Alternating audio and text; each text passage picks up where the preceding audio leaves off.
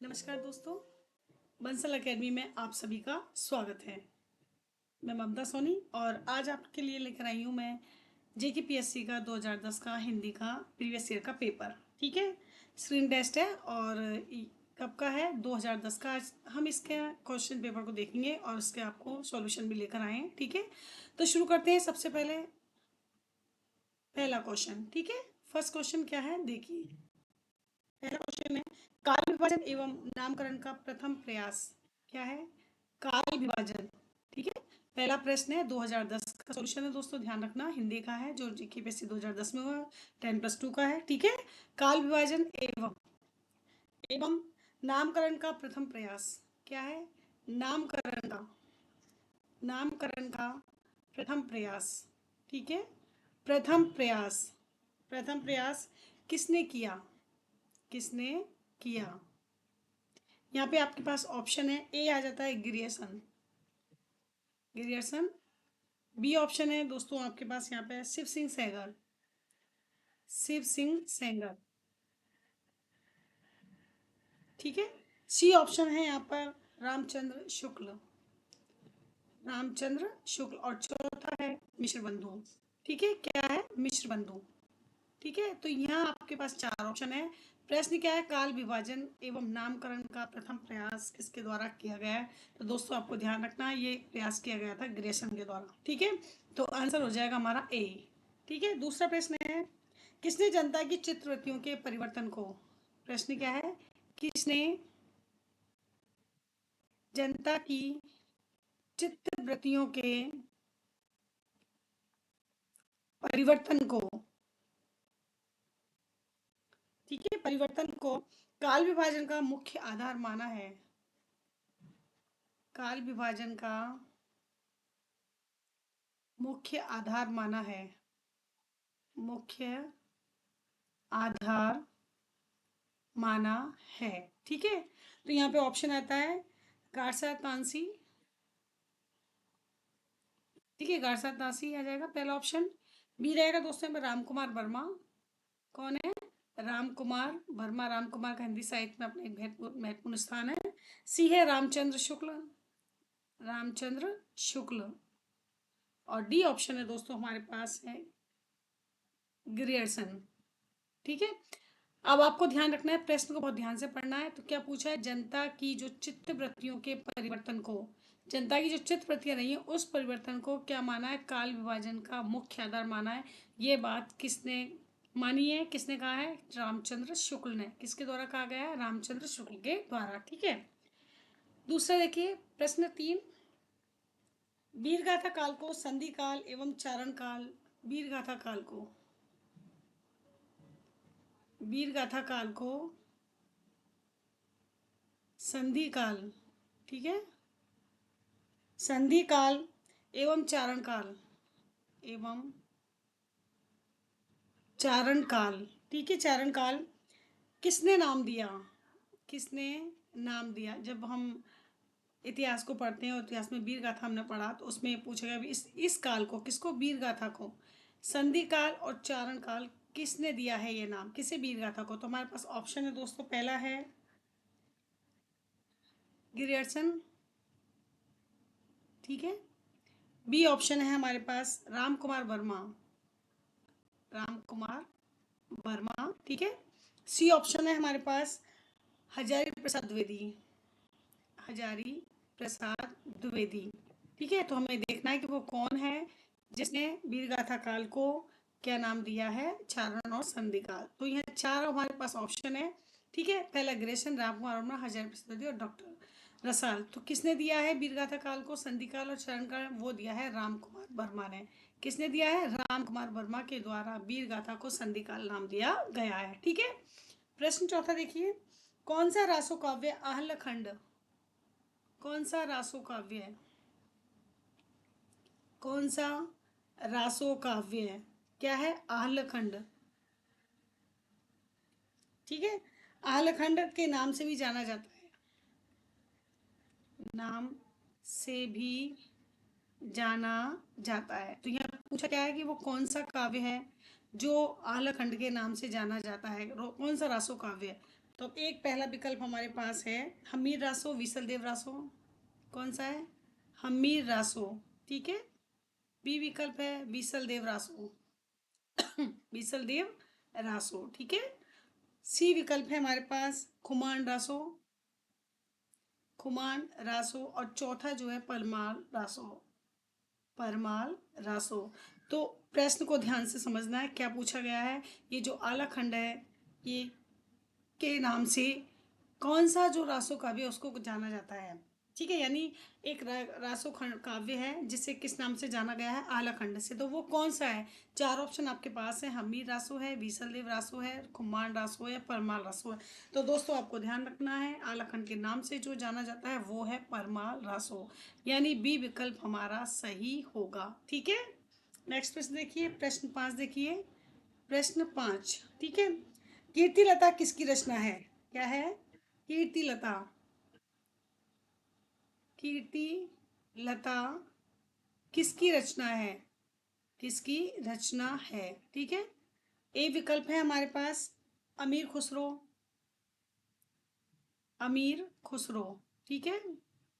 B विकल्प है हमारे पास मुल्ला दाऊद। क्या है? मुल्ला दाऊद।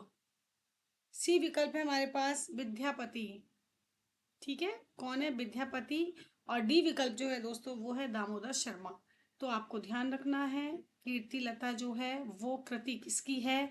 वो है विद्यापति की कृति है, बहुत ही प्रसिद्ध है, अक्सर प्रश्न पूछा जाता है। तो ये आपको ध्यान में रखना है। ठीक है। प्रश्न 6 देखिए। प्रश्न 6 क्या है? विनय पत्रिका किसकी रचना है? बहुत ही आसान से प्रश्न दे दिए कई जगह तो। ठीक है। विनय पत्रिका किसकी रचना है? ठीक है। विनय पत्रिका किसकी रचना है? किसकी रचना है? तो यहाँ पे ए विकल्प है हमारे पास सूरदास मलुकदास। सूरदास है। बी है मलुकदास। ठीक है। सी है तुलसीदास। ठीक है। और डी जो विकल्प है दोस्तों वो है केशवदास। ठीक है। तो आपको ध्यान रखना है, ये जो रचना है विनय पत्रिका, ये रचना है तुलसीदास जी की। ठीक है। किसकी है? रामचरितमानस हुई, ये हुई, और रामचरित, ये सभी किसकी रचना है? ये सभी रचना जो है तुलसीदास जी की है। यानी विनय पत्रिका तुलसीदास जी की रचना है। ठीक है। प्रश्न 7 देखिए। उत्तर भारत में राम भक्ति का प्रवर्तन। क्या है? उत्तर भारत में। ठीक है। उत्तर भारत में राम भक्ति का प्रवर्तन। राम भक्ति का क्या है? प्रवर्तन। प्रवर्तन किस आचार्य ने किया? क्या है? किस आचार्य ने किया? आचार्य ने किया। कहाँ पर बात की जा रही है? उत्तर भारत की जा रही है कि उत्तर भारत में जो राम भक्ति है इसका प्रवर्तन किसके द्वारा किया गया। तो हमारे पास विकल्प में है पहला रामानंद। ठीक है। दूसरा विकल्प है वल्लभाचार्य। ठीक है। तीसरा विकल्प है हमारे पास दोस्तों निम्बकाचार्य। निम्बकाचार्य। ठीक है। और जो चौथा विकल्प है डी जो है वो रामानुजाचार्य है। रामानुजाचार्य। तो यहाँ पे क्या हमें ध्यान रखना है, ये बहुत ही ध्यान से रखना है कि उत्तर भारत की जब बात की जाती है और बात राम भक्ति की उत्तर भारत में, तो आपको ध्यान रखना है राम भक्ति रामानंद के द्वारा ही कि प्रकार प्रवर्तन इनके द्वारा ही किया गया है। ठीक है। प्रश्न 8 देखिए। रामचंद्रिका के रचनाकार का नाम बताइए। क्या पूछा गया है? रामचंद्रिका के, रामचंद्रिका के रचनाकार का नाम बताइए। का नाम बताइए। ठीक है। तो यहाँ पे समय नहीं व्यतीत करते, जल्दी से हम बताते हैं। विकल्प एक आपके पास क्या है? केशव चंद्र। ठीक है। कौन है? केशव चंद्र। बी विकल्प है यहाँ पे ईश्वरदास। ईश्वरदास। ठीक है। सी विकल्प है अग्रदास। कौन है? अग्रदास। ठीक है। और डी जो विकल्प है दोस्तों वो है नाभादास। ठीक है। पूछा क्या गया, आपको ध्यान ये रखना है, रामचंद्रिका के रचनाकार पूछे गए हैं। किसके? रामचंद्रिका के रचनाकार कौन है? तो रामचंद्रिका के रचनाकार जो है दोस्तों वो कौन है? वो हैं केशवदास। कौन है? आपका विकल्प ए सही होगा, केशवदास इसके रचनाकार हैं। ठीक है। नेक्स्ट क्वेश्चन देखिए। प्रश्न 9। ठीक है। राम भक्ति में रसिक भावना का समावेश। राम भक्ति में रसिक भावना का समावेश। ठीक है, रसिक भावना का समावेश। समावेश किस कवि ने किया? किस कवि ने किया? ठीक है, ए विकल्प हमारे पास है, क्या है? जीवाराम। कौन है? जीवाराम। बी विकल्प है हमारे पास रामचरण दास। रामचरण दास। सी विकल्प है हमारे पास अग्रदास। ठीक है, और डी विकल्प है दोस्तों किशोरी शरण। ठीक है, पूछा गया राम भक्ति में किसका रसिक भावना का समावेश किस कवि के द्वारा किया गया है? राम भक्ति में रसिक भावना का समावेश किया गया अग्रदास के द्वारा। किसके द्वारा? अग्रदास के द्वारा किया गया। ठीक है, प्रश्न 10 है, रामचरितमानस में कितने कांड हैं? रामचरितमानस में कितने कांड हैं? ठीक है, ए विकल्प है हमारे पास 5, बी विकल्प है 8, सी विकल्प है 9 और डी विकल्प है 7। तो आपको ध्यान रखना है रामचरितमानस में कांडों की संख्या जो है वो दोस्तों कितनी है? 7 है, यानी 7 कांड है। तो उत्तर हुआ हमारा डी। ठीक है, नेक्स्ट क्वेश्चन देखिए। अब देखते हैं प्रश्न 11। ठीक है, क्या है? प्रश्न 11। प्रश्न 11 है हमारा, उपमा के कितने अंग हैं? प्रश्न 11, उपमा के कितने अंग हैं? आपको ध्यान रखना है, अंग पूछा जा रहा है, वाचक नहीं। ठीक है, तो उपमा के अंग पूछे गए हैं, तो ऑप्शन में 4, 5, 6 और ये जो है 7। तो उपमा के कितने अंग हैं दोस्तों? 4 है। उपमान, उपमेय, ठीक है, साधारण धर्म और वाचक, ये चारों जो हैं इसके अंग माने गए हैं। ठीक है, नेक्स्ट देखिए, जहां पर प्रधान रूपक किसी दूसरे रूपक पर, क्या कह रहे हैं? जहां पर प्रधान रूपक, ठीक है, प्रधान रूपक किसी दूसरे रूपक पर, किसी दूसरे रूपक पर, ठीक है, अवलंबित होता है, अवलंबित होता है। ठीक है, और वह बिना दूसरे रूपक के, और वह बिना, और वह बिना दूसरे रूपक के, क्या है? बिना दूसरे रूपक के, ठीक है, रूपक के स्पष्ट नहीं होता, स्पष्ट नहीं होता। ठीक है, उसे क्या कहते हैं? उसे क्या कहते हैं? ठीक है, यानी जहां पर प्रधान रूपक जो है किसी दूसरे रूपक पर क्या अवलंबित है, आश्रित है, और वह बिना दूसरे रूपक के स्पष्ट नहीं होता, तो उसे हम क्या कहते हैं? तो यहाँ पर हमारे पास विकल्प में क्या क्या है देखिए। पहला है सांग रूपक। ठीक है, बी विकल्प है हमारे पास अभेद रूपक। क्या है? अभेद रूपक। ठीक है, सी विकल्प है हमारे पास परस्परित रूपक, परिस्परित रूपक। ठीक है, और जो डी विकल्प है दोस्तों वो है निरंग रूपक। तो आपको ध्यान रखना है, जब एक दूसरे पर आश्रित है पहला रूपक, दूसरे पर आश्रित है, तो वो क्या माना जाता है? वो माना गया है परस्परित रूपक। ठीक है, कौन सा है? परस्परित रूपक। ठीक है, नेक्स्ट देखिए, सोहत ओढ़े पीत पट, सोहत ओढ़े पीत पट, ठीक है, श्याम सलोने ज्ञात, श्याम सलोने गात। ठीक है, पंक्तियां हैं कविता की, ध्यान से रखना। मनो नीलमणि, मनो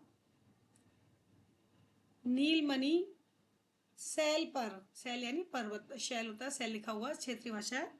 आतप पर्यो प्रभात, आतप पर्यो प्रभात। ठीक है, इनमें, इसमें इसमें कौन सा अलंकार है? इसमें कौन सा अलंकार है?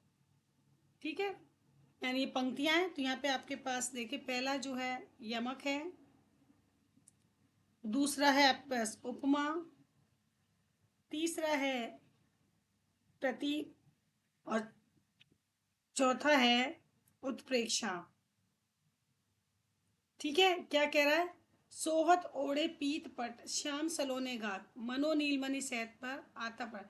तो यहाँ पर क्या है, मानो नीलमणि पर्वत पर कैसा लग रहा है? जब सूर्य की पहली किरणें लग रही हैं तो वो किस प्रकार से शोभित हो रही हैं? जैसे श्री कृष्ण भगवान ने जब पीले वस्त्रों को धारण करा तो उनका गाते हैं शरीर जो सुशोभित हो रहा है, ऐसा ही सुशोभित नीलमणि पर्वत हो रहा है। यानी मानो, यानी इसमें संभावना व्यक्त की गई है। तो संभावना जो वाचक शब्द है मनो मानो, किसके अंतर्गत होता है? वो होता है उत्प्रेक्षा के अंतर्गत। आंसर होगा हमारा उत्प्रेक्षा। ठीक है, कौन सा होगा? उत्प्रेक्षा अलंकार होगा। ठीक है, नेक्स्ट देखिए, जहां किसी वस्तु को देखकर, नेक्स्ट देखिए,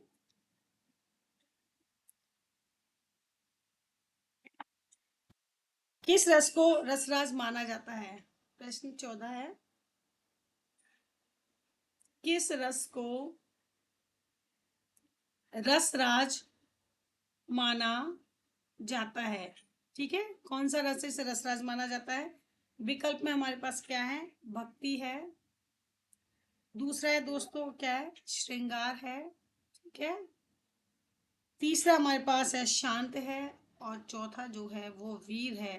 तो रसों का रसराज यानी रसों का सबसे बड़ा बड़ा रसराज कौन सा माना गया? श्रृंगार रस माना गया, श्रेष्ठ जो है। तो हमारा हो जाएगा इसमें भी विकल्प सही है। ठीक है, नेक्स्ट देखिए, नेक्स्ट प्रश्न देखिए, नाक का मोती अधर की कांति से, क्या है? नाक का मोती, ठीक है, नाक का मोती अधर की कांति से, ठीक है, नाक का मोती अधर की कांति से, ठीक है, नाक का मोती अधर की कांति से, बीज दाड़िम का समझकर भ्रांति से, बीज दाड़िम का समझकर भ्रांति से, ठीक है, भ्रांति से, देख कर सहसा हुआ सुख मौन है, देख कर सहसा सुख हुआ मौन है, ठीक है, मौन है, सोचता है अन्य सुख यह कौन है? सोचता है अन्य सुख यह कौन है, ठीक है, यह कौन है? इन पंक्तियों में कौन सा अलंकार है? इन पंक्तियों में कौन सा अलंकार है? ठीक है, कौन सा अलंकार है? तो यहाँ पे हमारे पास विकल्प हैं। ए विकल्प हमारे पास क्या है? भ्रांतिमान, भ्रांतिमान, बी है संदेह, सी है हमारे पास रूपक, और डी जो विकल्प है दोस्तों वो है विरोधाभास। ठीक है, विरोधाभास। तो क्या कह रहा है? नाक का मोती, तो इसमें क्या है? इसमें संभा भ्रांति उत्पन्न हो रही है, तो यहाँ पर क्या है? ये जो है भ्रांतिमान अलंकार है। तो उत्तर हो जाएगा हमारा ए। ठीक है, नेक्स्ट देखिए, जो अलंकार शब्द और दोनों के आश्रित रहकर, जो अलंकार शब्द और अर्थ दोनों के आश्रित रहकर, ठीक है, रहकर दोनों को चमत्कृत करते हैं, दोनों को चमत्कृत करते हैं, ठीक है, उन्हें क्या कहते हैं? उन्हें क्या कहते हैं? यानी वो अलंकार कौन सा है जो क्या है कि शब्द और अर्थ दोनों को पर आश्रित रहते हैं और एक चमत्कार अर्पण करते हैं? तो वो कौन सा है? यहाँ पर विकल्प देख लेते हैं। हमारे पास शब्द अलंकार, ठीक है, बी विकल्प है हमारा अलंकार्य, सी विकल्प है हमारे पास यहाँ पे उभय अलंकार, ठीक है, और डी विकल्प है दोस्तों अर्थ अलंकार। ठीक है, तो अलंकार शब्द अर्थ दोनों के आश्रित रहकर दोनों में चमत्कार, यानी जो अलंकार क्या है जो इसके अलंकार के माध्यम से, शब्द के माध्यम से काव्य में क्या चमत्कार उत्पन्न हो रहा है, और अर्थ के माध्यम से भी काव्य में चमत्कार, शब्द की विशेषता भी अर्थ की, तो से हम क्या कहेंगे, उभय अलंकार कहेंगे। ठीक है, नेक्स्ट देखिए, काव्य शास्त्र में वीर रस के कितने भेद माने गए हैं। नेक्स्ट क्वेश्चन देखिए, काव्य शास्त्र में, काव्य शास्त्र में वीर रस के कितने भेद माने गए हैं। ठीक है, कितने भेद माने गए हैं। तो ए विकल्प है हमारे पास यहाँ पे 3, 4, 2, 5। 3, बी विकल्प है 4, सी विकल्प है 2 और डी विकल्प है दोस्तों 5। तो बी रस के जो भेद माने गए हैं वो माने गए हैं 2। इसका मतलब सी विकल्प सही है। ठीक है, नेक्स्ट क्वेश्चन देखिए, कौन सा रस श्रृंगार रस का विरोधी नहीं। कौन सा रस, कौन सा रस श्रृंगार रस का विरोधी नहीं। ठीक है, विरोधी नहीं बल्कि मित्र है। बल्कि क्या है, मित्र है। तो कौन सा अलंकार है वो। तो विकल्प में देखिए यहाँ पर, रौद्र हास्य, रौद्र हास्य। ठीक है, सी है वीर और डी है शांत। ठीक है, कौन सा रस है जो श्रृंगार रस का विरोधी नहीं है बल्कि उसका मित्र है, तो दोस्तों वो है शांत रस। ठीक है, ये विरोधी नहीं है अपितु इसका मित्र माना गया है, किसका, श्रृंगार रस का। ठीक है, नेक्स्ट देखिए, वाक्यम रसात्मकम, वाक्यम, वाक्यम रसात्मकम, रसात्मकम। ठीक है, काव्यम। ठीक है, काव्यम ये किसकी दी हुई परिभाषा है।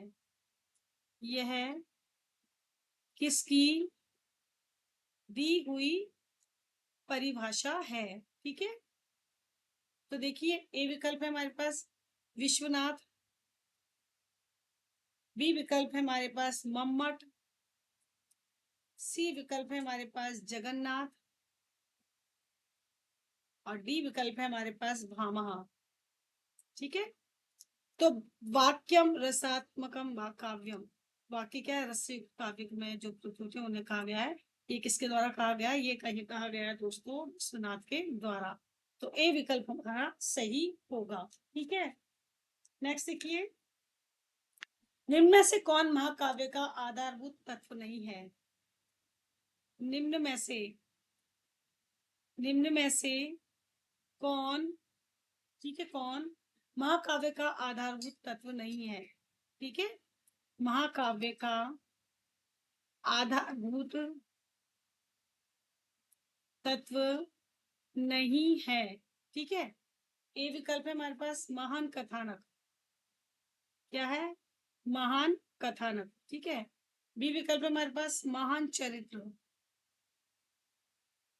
ठीक है, सी विकल्प है हमारे पास महान संदेश। ठीक है, और डी विकल्प है हमारे पास महान छंद। तो महाकाव्य का जो आधारभूत तत्व है, कथानक होता है, संदेश होता है, चला है, लेकिन छंद नहीं होता। इसका मतलब डी विकल्प हो जाएगा हमारा इसका आंसर। ठीक है, कौन सा, डी विकल्प। ठीक है, नेक्स्ट देखिए, यदि प्रबंध काव्य एक विस्तृत वनस्थली है। क्या है, यदि प्रबंध काव्य, ठीक है, एक विस्तृत वनस्थली है, एक विस्तृत वनस्थली है, तो मुक्तक एक चुना हुआ गुलदस्ता है। तो मुक्तक एक चुना हुआ क्या है, गुलदस्ता है। ठीक है, यह कथन किसका है, यह कथन किसका है। क्या कहा है, यदि प्रबंध का क्या है, एक वनस्थली है, तो ये जो मुक्तक है वो क्या है, एक गुलदस्ता है। ये किसके द्वारा कहा गया है, तो ऑप्शन में हमारे पास है रामचंद्र शुक्ल। क्या है, रामचंद्र शुक्ल। ठीक है। बी विकल्प है हमारे पास हजारी प्रसाद द्विवेदी। कौन है? हजारी प्रसाद द्विवेदी। ठीक है। सी विकल्प है हमारे पास नगेंद्र। और डी विकल्प है दोस्तों गुलाब राय। ठीक है। क्या कहा है? प्रबंध काव्य एक वनस्थली है तो मुक्तक क्या एक चुनाव गुलदस्ता। और ये किसके द्वारा कहा गया है? ये कहा गया है दोस्तों रामचंद्र शुक्ल जी के द्वारा कहा गया है। ठीक है। नेक्स्ट देखिए, निम्न में से कौन प्रबंध काव्य का भेद नहीं है? निम्न में से कौन प्रबंध काव्य का भेद नहीं है? ठीक है।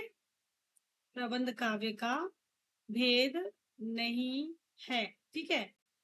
ये देखिए यहाँ पर महाकाव्य है। ठीक है। महाकाव्य दो है हमारे पास, चंपू काव्य, सी है हमारे पास खंड काव्य, और डी है हमारे पास एकार्थ काव्य। ठीक है। तो आपको ध्यान रखना है कि प्रबंध काव्य के दो भेद है, महाकाव्य खंड काव्य है। महाकाव्य खंड काव्य में एक देख पद्य होता है उसे चंपू कहा जाता है।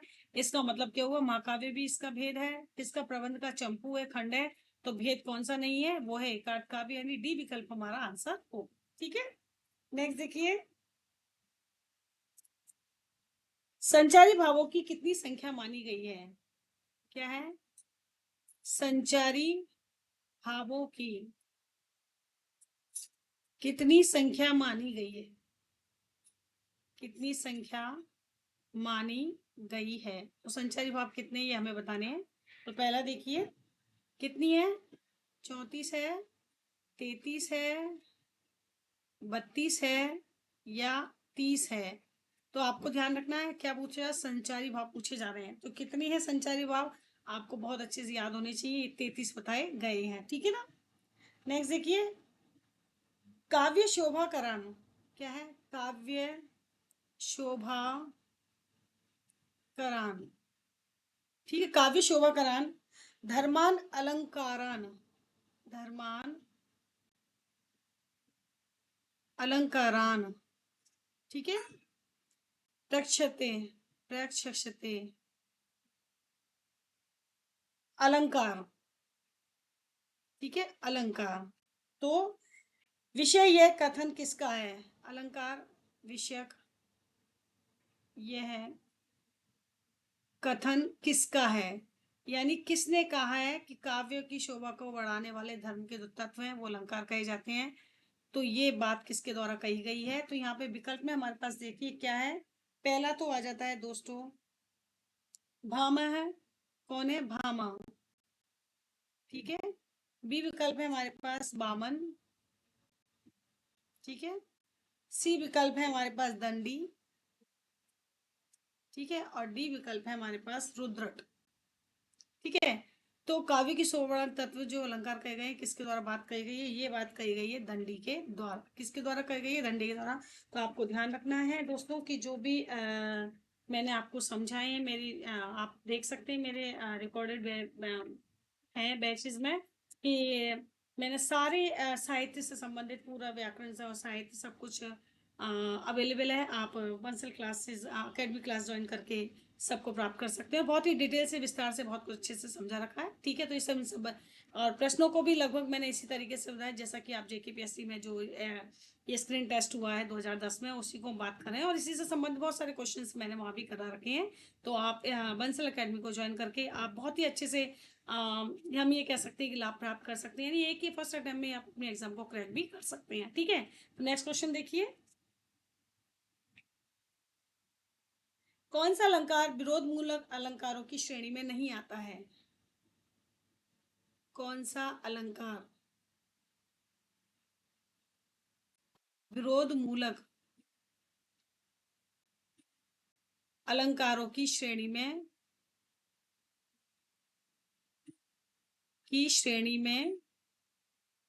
नहीं आता है? ठीक है। नहीं आता है। तो यानी इसका मतलब क्या है? ये जो ऑप्शन होंगे सादृश्य मूलक होंगे। क्वेश्चन को इस तरह से घुमाया गया एग्जामिनर के द्वारा, ध्यान रखना। ठीक है। पहला है विभावना। क्या है? विभावना। बी विकल्प है हमारे पास विशेषोक्ति, विशेषोक्ति। ठीक है। सी विकल्प है हमारे पास असंगति,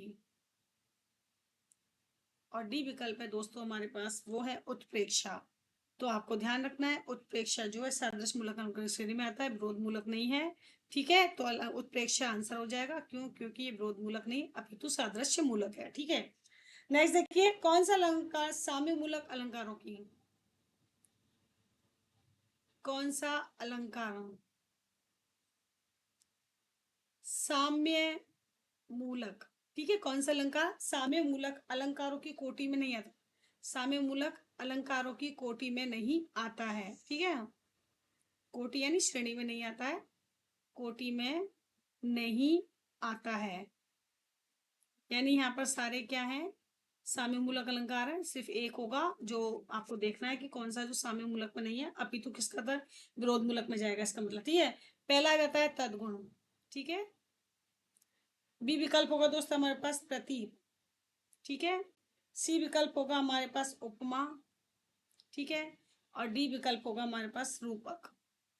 तो आपको पता है रूपमा है, रूपक है, उत्प्रेक्षा है, तदगुण, ये सभी क्या है? ये सभी हमारे आते हैं, किस में आते हैं? साम्य मूलक में आते हैं। लेकिन जो प्रतीप है ये क्या है? न्याय मूलक अलंकार है, तो ये इसमें नहीं आता है। ठीक है, प्रतीप इसका आंसर हो जाएगा। नेक्स्ट देखिए, सुबरन को खोजत फिरत कवि व्यभिचारी चोर, क्या है? सुबरन को ढूंढत फिरत, सुबरन को ढूंढत फिरत कौन? कवि, व्यभिचारी और चोर। ठीक है, चोर। इस पंक्ति में कौन सा अलंकार है? इस पंक्ति में, इस पंक्ति में कौन सा अलंकार है? तो ध्यान रखना है, अलंकार से संबंधित कितने प्रश्न पूछे गए हैं दे आप नोट कर सकते हैं। ठीक है, तो ए विकल्प आ जाएगा हमारे पास उपमा, बी विकल्प आएगा हमारे पास श्लेष, सी विकल्प होगा रूपक, और डी विकल्प होगा अनुप्रास। तो देखिए दोस्तों, सुवर्ण यानी अच्छे शब्द जो है, इसको कौन कौन ढूंढ रहा है? कवि भी ढूंढ रहा है, व्यभिचारी भी ढूंढ रहा है, और चोर भी ढूंढ रहा है। यानी एक शब्द के निकट था रहे, तो इसका मतलब क्या हुआ? वो हो जाता है हमारा श्लेष। यानी कवि के संदर्भ में अच्छे शब्द हैं, व्यभिचार के संदर्भ में अच्छा रूप है, चोर के संदर्भ में सोना है। तो ये सुवर्ण का तीनों ने अलग अलग अर्थ लिया, इसका मतलब ये क्या हुआ? ये हमारा हुआ श्लेष अलंकार। ठीक है, नेक्स्ट देखिए, मैं सुकुमारी नाथ वन जोगू, क्या है? मैं सुकुमारी नाथ वन जोगू। ठीक है, नाथ वन जोगू, तुम्हें उचित तपमो कहू भोगू, तुम्हें, तुम्हें उचित तपमो, उचित तपमो कहूँ भोगू, कहूँ भोगू। ठीक है, इनमें कौन सा अलंकार है? यानी इस पंक्तियों में, इसमें कौन सा अलंकार है? ठीक है, अलंकार है। तो देखिए, आपके पास विकल्प है, पहला है संदेह।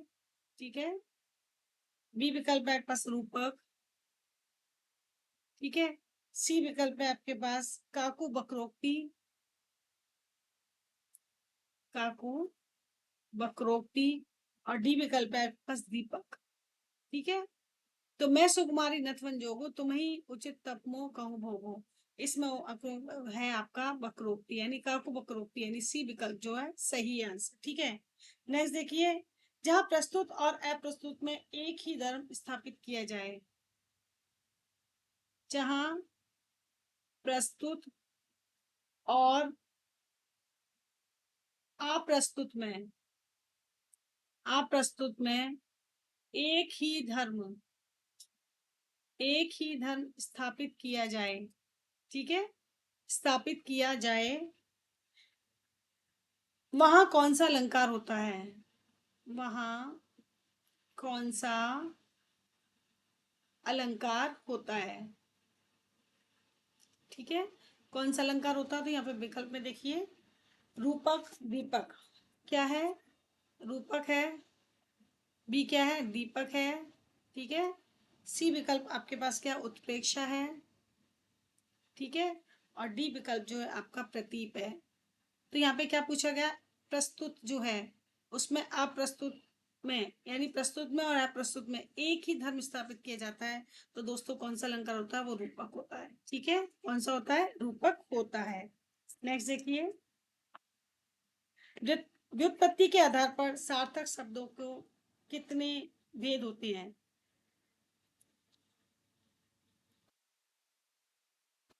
व्युत्पत्ति के आधार पर। ठीक है, सार्थक शब्दों के वैसे तो दोस्तों शब्दों के कितने भेद होते हैं? वैसे तो व्युत्पत्ति के आधार पर दो भेद होते हैं, एक सार्थक और निरर्थक, लेकिन यहाँ पर एग्जामिनर ने क्या पूछा है? सार्थक शब्दों की बात कर रहा है। तो यहाँ पे आपको साथ ध्यान रखना है, प्रश्न को काफी घुमा फिरा के दिया गया है।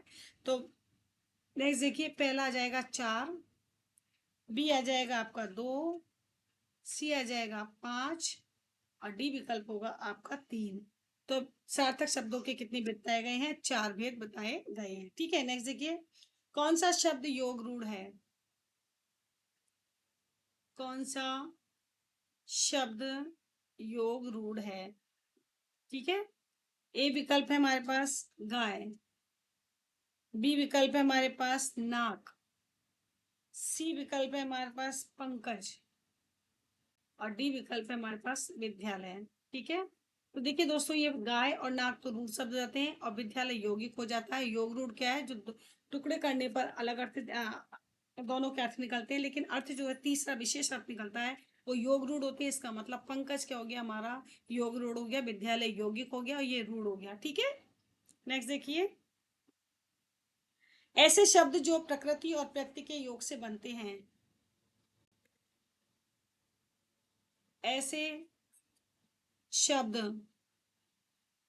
जो प्रकृति और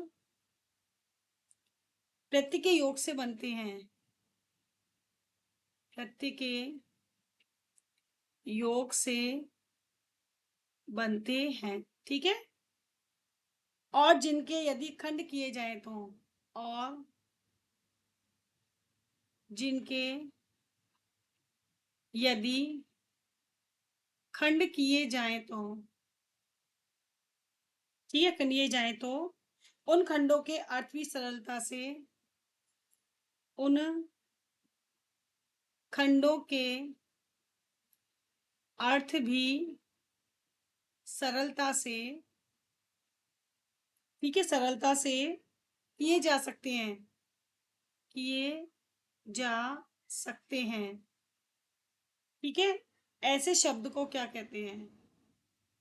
ऐसे शब्द को क्या कहते हैं? ठीक है, प्रश्न को समझना ध्यान से।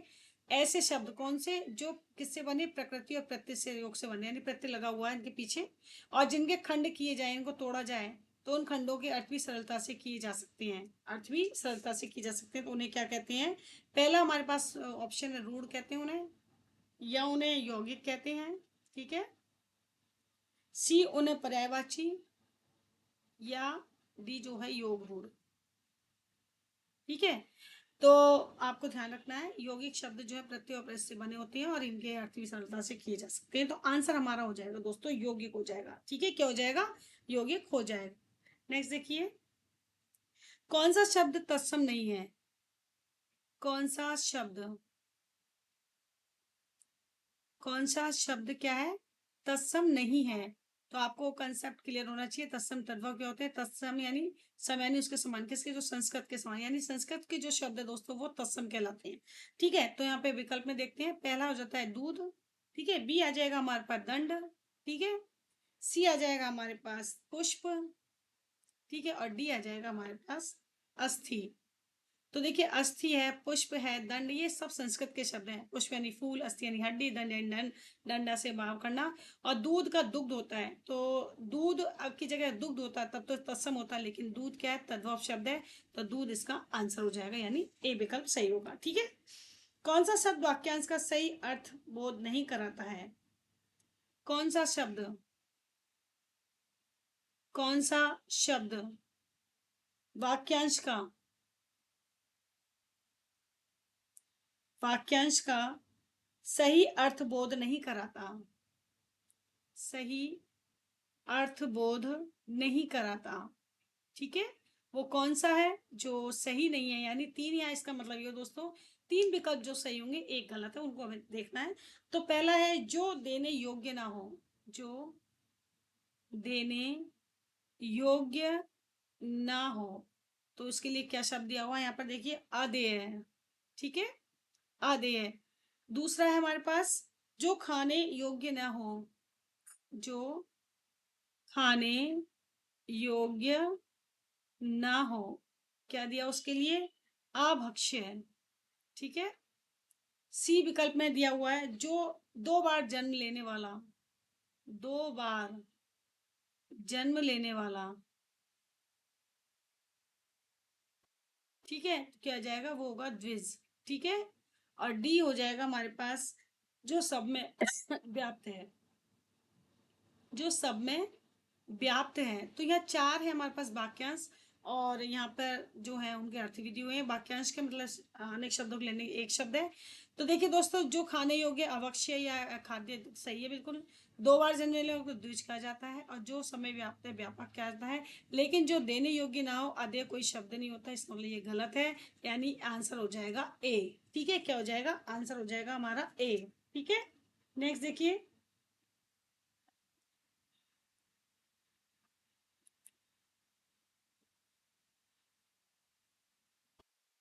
शब्द,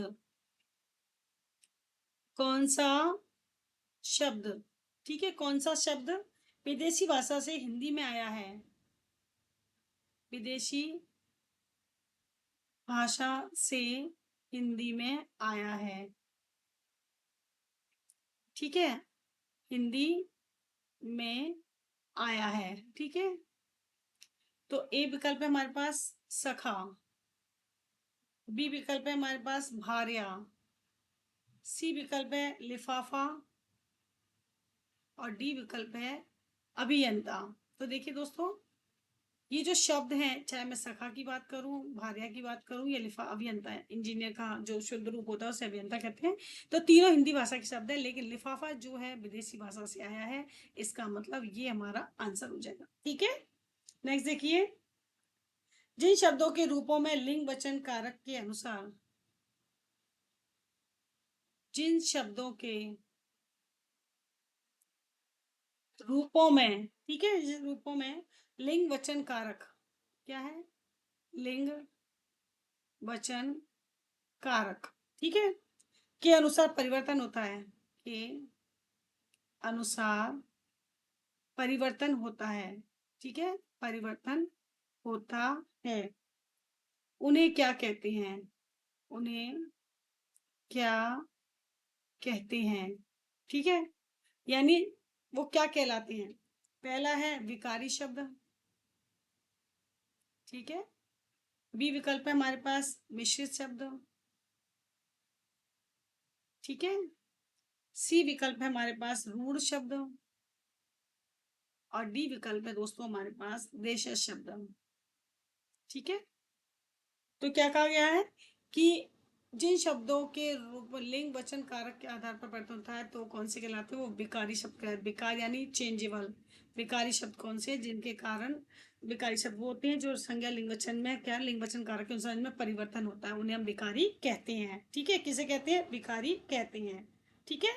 नेक्स्ट देखिए, कौन सा शब्द तद्भव नहीं है, कौन सा शब्द तद्भव नहीं है। ठीक है, तो कौन सा शब्द है, देखिए ए है हमारे पास खेत। ठीक है। बी है हमारे पास हाथ, सी है काम, और डी है दोस्तों हरित। तो हमने आपको कहा था जो हिंदी के शब्द है वो तद्भव होते हैं, यानी संस्कृत से आए हैं, और जो संस्कृत के शब्द है वो तत्सम होते हैं। तो आप देखिए तद्भव कौन सा नहीं है यहाँ पर, तो ये हिंदी के खेत, क्षेत्र से खेत बना, हस्त से हाथ बना, कर्म से काम बना है। तो हरित से हरा होता है, तो इसका मतलब ये जो डी विकल्प है हमारा ये बिल्कुल सही है, यानी हरित जो है क्या हो जाएगा, तद्भव नहीं होगा, अपितु ये तत्सम शब्द में आता है। ठीक है, नेक्स्ट देखिए, साहित्य शास्त्र में रस शब्द का प्रयोग किस अर्थ में हुआ है? साहित्य शास्त्र में रस शब्द का प्रयोग, ठीक है, किस अर्थ में हुआ है? ठीक है, किस अर्थ में हुआ है? तो विकल्प है हमारे पास रसायन, ठीक है, बी विकल्प है हमारे पास काव्यास्वाद, काव्यास्वाद, सी विकल्प है हमारे पास ब्रह्मानंद, ठीक है, और डी विकल्प है बस इंद्रिय सुख।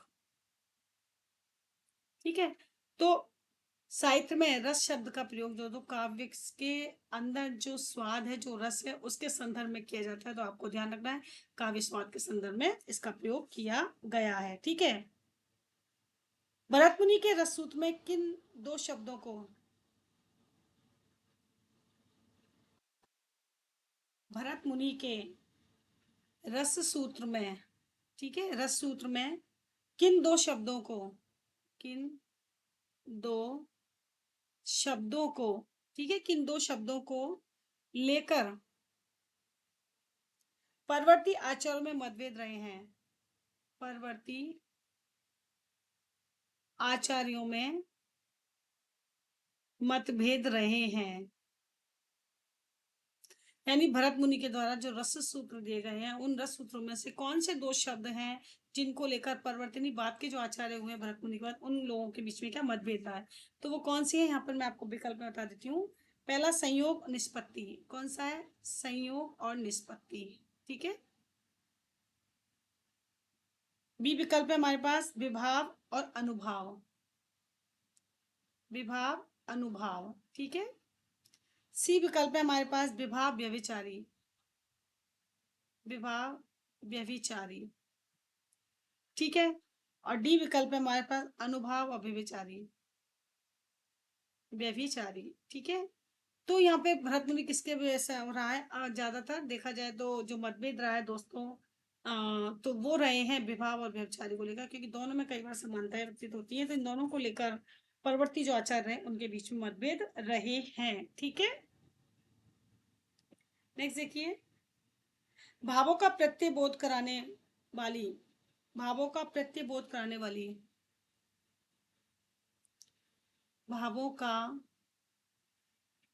प्रत्यय बोध कराने वाली, ठीक है, कराने वाली आश्रय की चेष्टाएं क्या कहलाती हैं?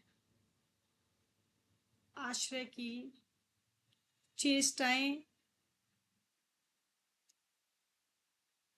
क्या कहलाती हैं? ठीक है, यानी जो भावों का बोध कराती हैं, जो आश्रित चेष्टाएं हैं वो क्या कहलाती हैं? पहला हमारे पास विकल्प है विभाव, दूसरा है हमारे पास संचारी भाव, ठीक है, तीसरा है हमारे पास अनुभाव, और जो चौथा है दोस्तों वो है स्थायी भाव। ठीक है, तो भावों का बोध कराने वाली आश्रित चेष्टाएं क्या कहलाती हैं? वो कहलाती है दोस्तों अनुभाव। क्या कहलाती है? अनुभाव। ठीक है, नेक्स्ट देखिए, किस रस का स्थायी भाव गलत है? किस रस का स्थायी भाव क्या है? गलत है। ठीक है, ए विकल्प है, यहाँ पे रस और उनके स्थायी भाव दिए गए हैं, तो ध्यान से देखेंगे। क्रोध का, रोध का स्थायी भाव क्रोध बताया है। बी में विवश का क्या है? जुगुप्सा, ठीक है। सी विकल्प है हमारे पास अद्भुत का भय, है ना। डी विकल्प है बस शांत का निर्वेद। तो देखिए, मैं बात करूँ क्रोध जो रस है उसका स्थायी भाव रौद्र जो रस है उसका स्थायी भाव क्या हो जाएगा दोस्तों, वो रहेगा हमारा क्रोध, बिल्कुल सही है। विवश की बात करें तो इसका स्थायी भाव जुगुप्सा, बिल्कुल सही है। शांत रस की बात करें इसका स्थायी भाव निर्वेद है, लेकिन जो है अद्भुत का भय नहीं होता है, गलत है। ठीक है, तो अद्भुत का भय नहीं होगा, इसका मतलब सी जो विकल्प है वो हमारा आंसर होगा। ठीक है, आंसर क्या होगा यहाँ लिख देती हूँ ताकि आपको कंफ्यूजन है, सी रहेगा। ठीक है, कौन सा रहेगा, सी रहेगा। ठीक है, तो आज के लिए इतना ही, अगले सत्र में बाकी इसके जो है मैं आपको हल करवाऊंगी।